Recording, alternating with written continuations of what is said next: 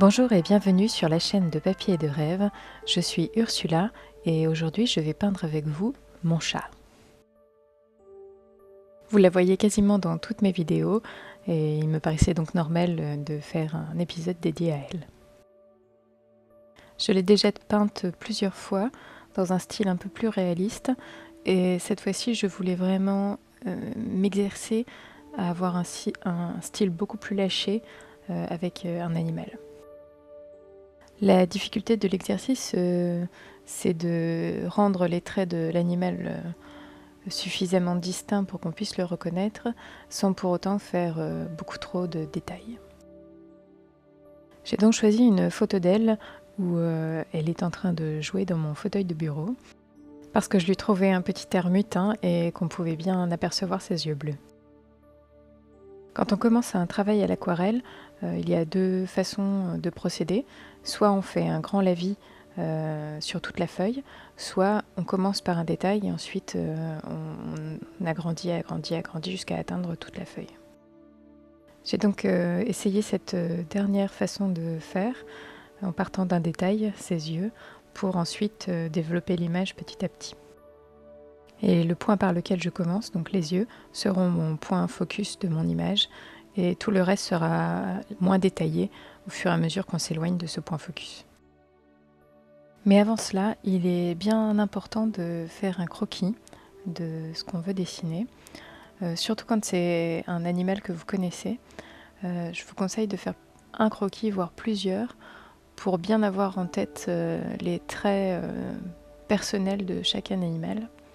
Et pour avoir essayé plusieurs fois de peindre sans dessin préalable, je peux vous dire que l'erreur de proportion arrive très très vite. J'ai donc réalisé un premier croquis que vous pouvez voir sur mon compte Instagram. Puis je l'ai transféré sur une autre feuille avec un crayon très foncé pour que je puisse à nouveau le transférer sur mon papier aquarelle plus facilement. Alors les professionnels utilisent des tables lumineuses pour aider à transférer un dessin sur un autre papier. Mais je peux vous dire par expérience qu'une grande fenêtre et un peu de lumière dehors, ça suffit amplement. La position verticale n'est pas forcément la plus adaptée, mais au contraire, elle nous permet de juste repérer les traits essentiels et ne pas s'attacher aux détails. Pour mon premier aplat de couleurs, j'appose donc les zones les plus sombres en premier et ensuite je dégrade vers le plus clair.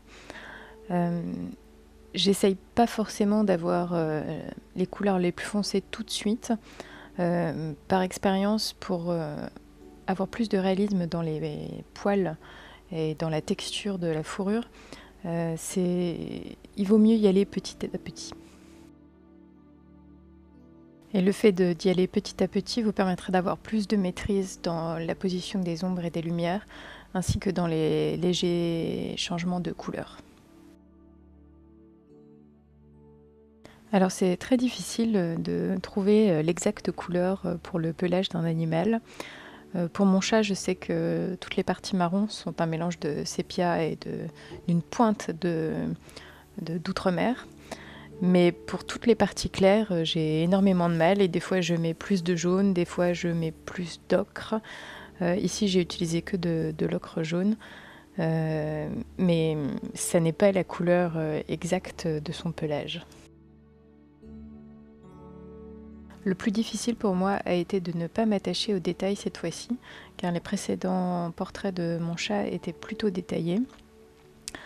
Et l'astuce en partie que j'ai trouvée était de ne pas trop réfléchir à mon trait et de le flouter relativement en permanence pour qu'il ne soit pas trop net.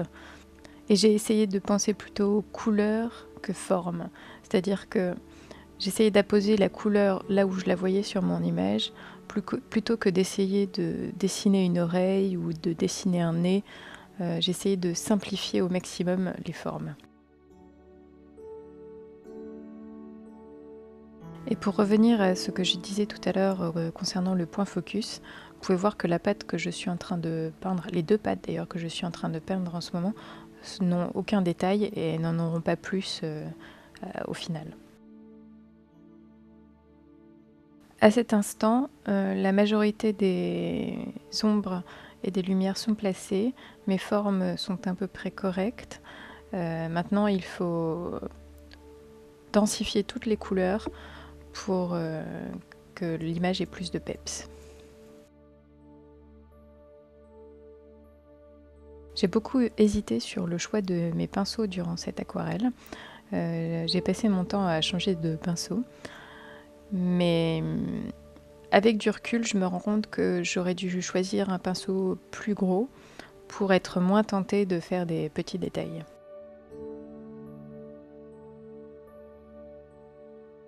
Pour la texture du pelage, je n'ai absolument pas la patience de faire du poil à poil comme peuvent le faire certains. Et je préfère faire petit à petit et flouter mes zones de couleur pour qu'on sente plus le côté fluffy du pelage plutôt que du poil à poil. Et par moments, il peut même être très intéressant d'utiliser une technique de pinceau très sec, donc de la couleur mais très peu d'eau, pour avoir une texture un peu plus aléatoire.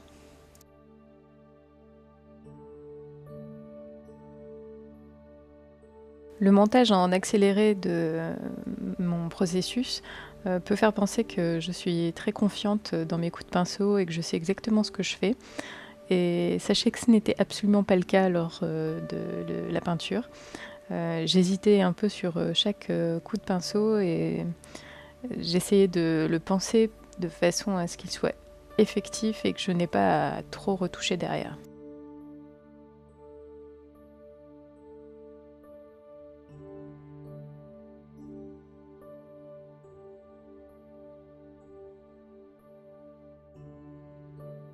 Ce qui est bien dans cette technique de commencer par un point focus et ensuite d'étendre l'image à tout le papier, c'est qu'on n'a quasiment pas de temps de séchage, puisque une partie sèche pendant que vous travaillez une autre, et ça permet de travailler d'un seul coup.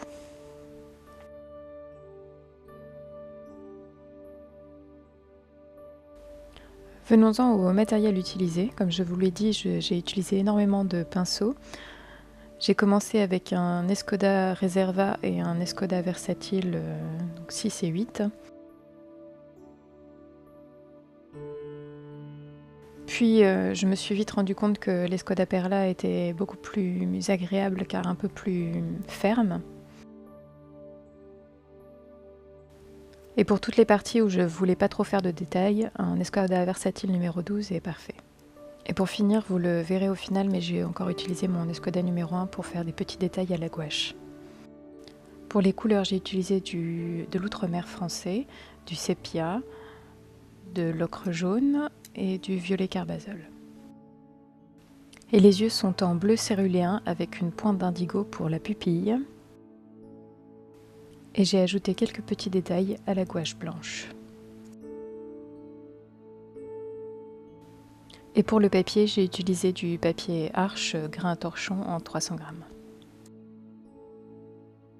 Maintenant que mes zones de couleur sont bien établies et que j'ai mis légèrement plus de détails sur le corps du chat, je me rends compte que sa tête est vraiment pas assez sombre et j'ajoute encore donc une touche de sépia et de bleu outre-mer.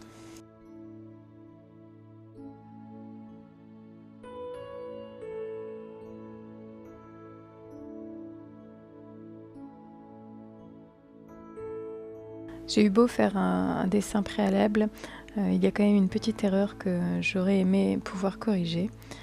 Ses yeux sont un petit peu trop en amande et lui donnent un air méchant.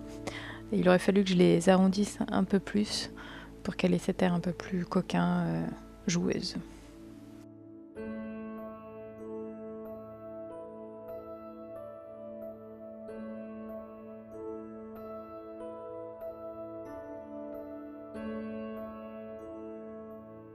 Alors mon chat est un mélange de siamois et de birman, de sacré de Birmanie. Et donc il a toutes les caractéristiques du siamois, c'est-à-dire les pattes, la queue, le bout des oreilles et le museau chocolat. Mais généralement les transitions entre le chocolat et la couleur crème est légèrement tigré, et donc c'est ce que je suis en train d'essayer de rendre sur le haut de sa tête. Et pour rendre cet aspect tigré, je trace mes traits avec une couleur très foncée et j'estompe très légèrement avec un peu d'eau pour donner un effet un peu plus flou et fluffy.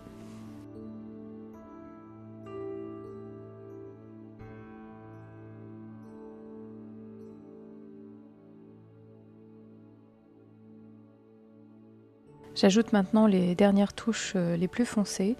Je ne les floute pas trop, celles-ci, car elles doivent former réellement les ombres et former le volume de la tête du chat. Et comme de toute façon il y a énormément de couches de peinture, on n'a pas besoin de flouter à ce moment-là. Le flou se fait de lui-même.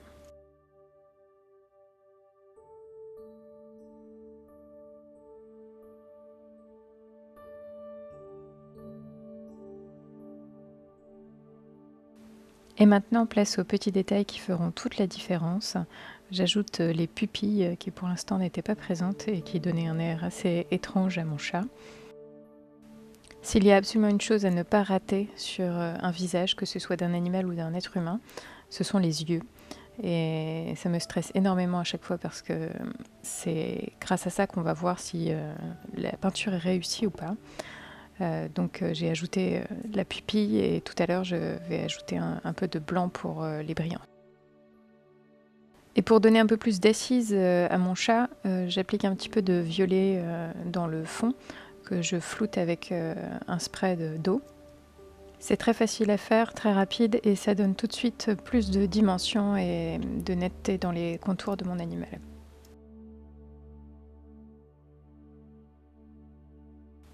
J'ai choisi du violet parce que c'est la couleur que j'utilise généralement pour les fonds quand un animal est de couleur ocre jaune, c'est une couleur complémentaire donc c'est parfait.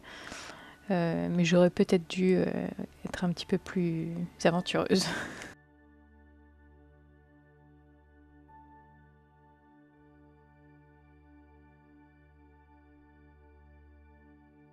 Il ne me reste plus qu'à ajouter les petits détails à la gouache blanche, donc les brillances dans les yeux. Quelques poils pour la moustache et pour les sourcils.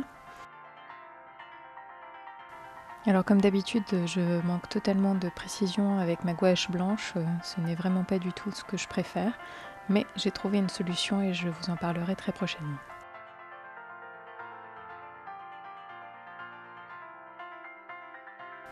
Cette vidéo est à présent terminée, merci de l'avoir regardée jusqu'au bout. N'hésitez pas à laisser vos commentaires et abonnez-vous. À bientôt.